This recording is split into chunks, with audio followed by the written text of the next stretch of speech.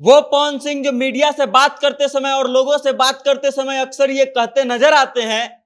कि हम चुनाव लड़ रहे हैं अपनी मां का आशीर्वाद लेकर के, और मां के कहने पर अब वही पवन सिंह की मां चुनावी मैदान में काराकाट से उनके विरोध में चुनाव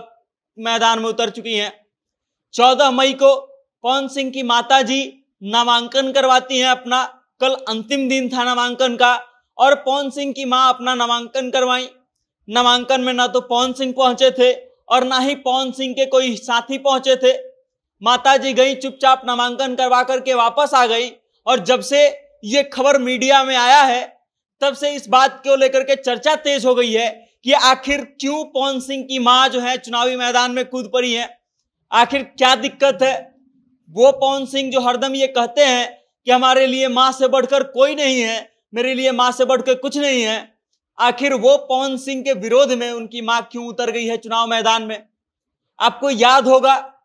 कि भारतीय जनता पार्टी ने पवन सिंह को आसनसोल से लोकसभा का उम्मीदवार बनाया था। फिर अगले दिन Pawan Singh social media site X पर एक ट्वीट करते हैं और ये कहते हैं कि हम किसी कारणवश आसनसोल से नहीं लड़ पाएंगे। उसके 5-6 दिन बाद पवन सिंह फिर एक एक्स पर ट्वीट करते हैं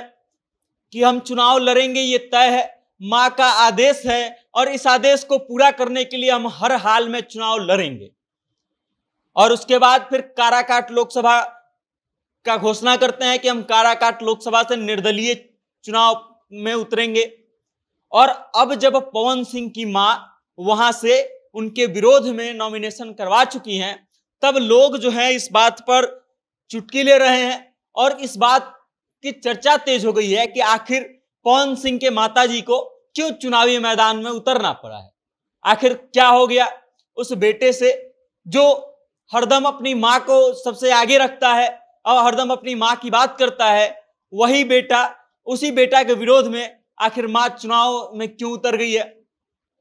अब कई तरह के चीजें हो सकती हैं, कई तरह के जवाब आपके पास हो सकते हैं, लेकिन जो मुख्य कारण है वो ये है कि पवन सिंह ने 2 सेट में अपना नामांकन भरा है और पहली बार पवन सिंह चुनाव लड़ रहे हैं। अब जो पहली बार चुनाव लड़ता है उसके मन में ये डर रहता है कि किसी कारणवश मेरा नामांकन का पर्चा रद्द ना हो जाए, और इसी कारण से संभवतः उनकी माताजी ने काराकाट लोकसभा से निर्दलीय उम्मीदवार के रूप में पर्चा भरा है कि अगर किसी कारणवश पवन सिंह का पर्चा रिजेक्ट भी हो जाता है तो भी उनकी माताजी का पर्चा जो है वो रहेगा और पवन सिंह की उम्मीदवारी रहेगी, किसी एक की उम्मीदवारी रह जाएगी। अब आप समझिए कि ये एक कारण हो सकता है, उसके अलावा अगर कोई कारण होगा तो ये हमको पता नहीं है और ये देखना दिलचस्प होगा। जब नाम वापस लेने का डेट क्रॉस कर जाएगा और फॉर्म का वो स्क्रूटनी खत्म हो जाएगा, तब हमको इस बात की जानकारी हो पाएगी कि अंततः मैदान में कौन रुकता है और कौन मैदान में से वापस आ जाता है। अब देखना ये दिलचस्प होगा कि स्क्रूटनी के बाद पवन सिंह का अगर पर्चा सही सलामत भरा हुआ पाया जाता है और अप्रूव हो जाता है तो क्या उनकी माताजी चुनावी मैदान में से अपना नाम वापस लेती हैं,